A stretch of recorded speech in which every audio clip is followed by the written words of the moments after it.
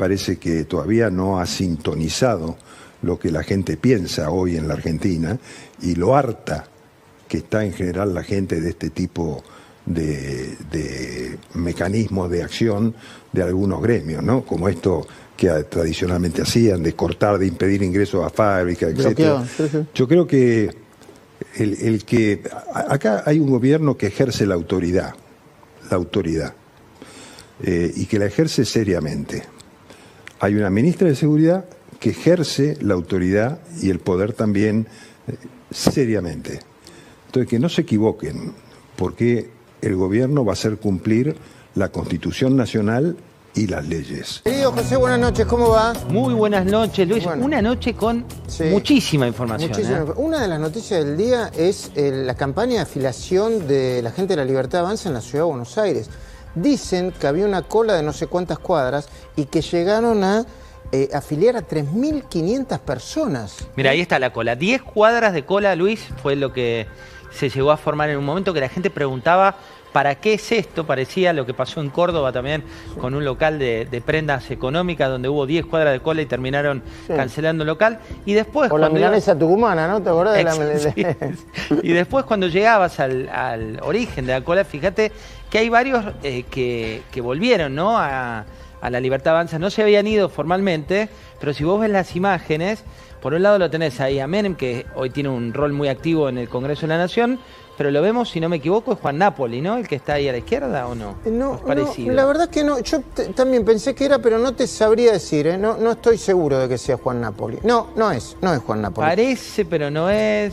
Bueno, ¿vos sabés qué comparación hacía yo, querido José? Sí. Hace unos días salió una campaña en la vía pública de el PJ diciendo... vos estuviste, decía palabra más, palabra menos, si vos estuviste en alguna de las marchas contra Milei, es hora de que te afilies. Pero empapelaron la ciudad con eso, ¿eh? Viejo método de comunicación. No la vía pública, que todavía es moderno, pero viejo método para convocar. La gente de la Libertad Avanza lo hizo a través de redes sociales, sin gastar un peso de vía pública.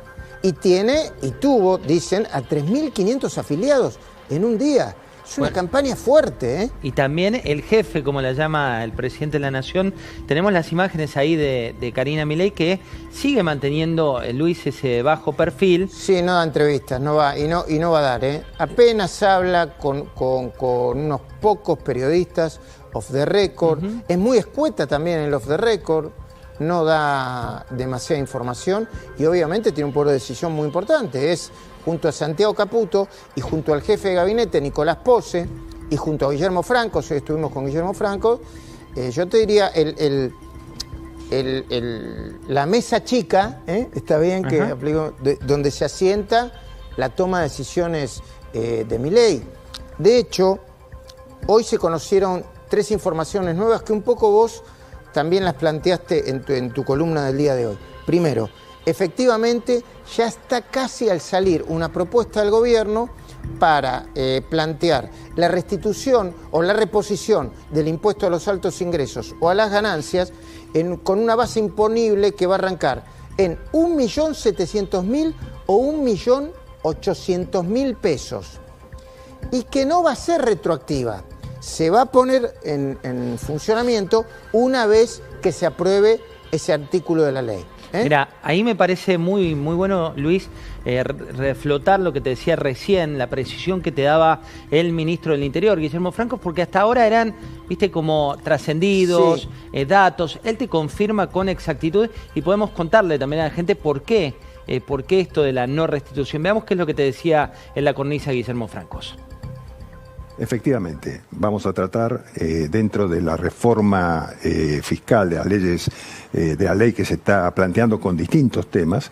Uno de los temas es el impuesto a los ingresos personales, que va a ser con ese mínimo y después con una escala progresiva. Cuando dice ese mínimo es 1.700.000 o 1.800.000. Sí, en ese orden. Cuando el entonces ministro Massa sacó esa resolución que los que cobraban menos de 15 salarios mínimos vitales y móviles no iban a pagar impuesto a las ganancias en aquel momento, esa era la 4ª categoría, pero eso lo saca por decreto. Y cualquier reforma tributaria tiene que salir por el Congreso, con lo cual después se saca una ley. Pero esa ley establece esa misma exención, pero a partir del 1 de enero, con lo cual quedaba el último trimestre sin estar dentro de esa ley de exenciones, ¿no? Con lo cual, como no había una ley, debían pagarse impuestos de ganancia por ese periodo. ¿Y entonces? Esto fue lo que yo expliqué y lo estamos solucionando en la ley esta. Estamos poniendo que ese último trimestre del año 2023, como el periodo que pasa hasta que se apruebe la ley esta en el 2024, no va a estar sujeto al impuesto que se establece a partir de la ley que se sancione. Nunca hubo la intención de que fuera retroactivo, al contrario, lo que es retroactivo es el sistema actual, digamos, ¿no? Por ese periodo del 2023. Pero nosotros no pretendemos que sea retroactivo en absoluto y queremos solucionar ese problema. Se entiende, José, ¿no? No va a ser retroactivo. O sea, se va a empezar a aplicar, se va a empezar a reponer este impuesto a partir de que se sancione en el Congreso.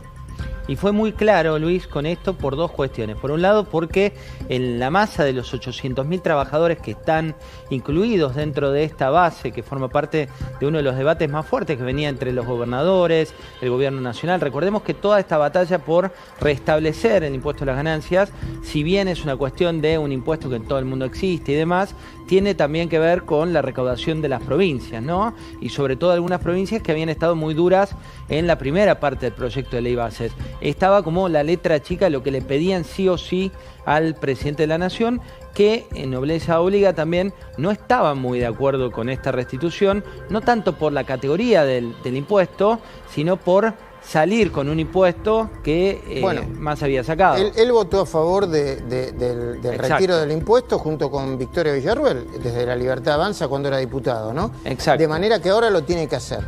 Bueno, pero hablando de economía, vos tenés mucha información en la nota que publicaste sobre lo que está viendo el presidente Milei y el ministro Caputo. Si querés compartimos. Compartimos en un ratito, va a estar también José Luis Espert para hablar de la economía, de la foto de la economía actual que ya está llegando. Hay varios datos de la economía que viene. Un dato que es tal vez el más importante, está que después de todas las batallas macroeconómicas, vienen las microeconómicas. La letra chica, lo que no publicamos hoy, por ejemplo, respecto de el tema de las prepagas, que es un eje que va a tomar... Está muy preocupado el gobierno por los aumentos de las prepagas. ¿Vos sabés por qué? Dentro del Ministerio de Economía lo consideran desmesurados los aumentos. Sí, y ¿sabés por qué están preocupados? Por un lado, no el porcentaje de aumento, sino por el valor real que eso significa en clase media. Y después vos hablabas hace un rato de encuestas. Las encuestas que le dan muy bien al gobierno nacional, empiezan a aparecer en esas encuestas, las últimas, muchas que todavía no fueron publicadas, una luz amarilla / colorada en el sector de clase media y principalmente de adultos mayores de clase media por el impacto que está teniendo el sistema de salud. Por el tema de los medicamentos y el tema de las obras sociales, supongo. Del otro lado, te digo, hablas con las prepagas, te dicen, bueno, el sistema estaba destruido, los costos no los podíamos pagar a los prestatarios, te dicen también el tema del envejecimiento de la población, que es cierto, es un problema porque tenés en la Argentina menos trabajadores en el sector formal, jóvenes, y mayor cantidad de gente que vive más. Esto es un problema y una cuestión global, no sé si un problema, es un cambio demográfico real que también toca de lleno en ese negocio. En paralelo se viene el pan lactal importado, el pan lactal brasileño, vas a ver en las góndolas, Luis. ¿Cómo es así? ¿Y por qué? Porque empezaron a investigar las cuestiones de los precios que no tienen sentido. Una cuestión es que vos tenés dentro del sector de pan lactal una compañía que es la principal, es la compañía Bimbo, que tiene hoy por hoy un precio que según el gobierno nacional es del doble para el pan lactal que lo que cuesta en los países vecinos. Se da una particularidad, esa compañía está haciendo una reestructuración local, con lo cual tampoco es como que cuando mirás el balance, ves un balance que se la llevan toda, como dirían los kirchneristas, pero la realidad es que le dijeron, mira, el precio así no va más. Abrimos la importación a alimentos, a determinados rubros, y lo primero que va a llegar es el pan lactal que tiene en los nuevos paquetes de pan lactal, duran hasta 30 días. Entonces, va a costar un 35% menos eso, pero es un ejemplo para la industria alimenticia diciéndole, mirá, no te muestres tan cómodo con los precios, porque el dólar no está a 2.000.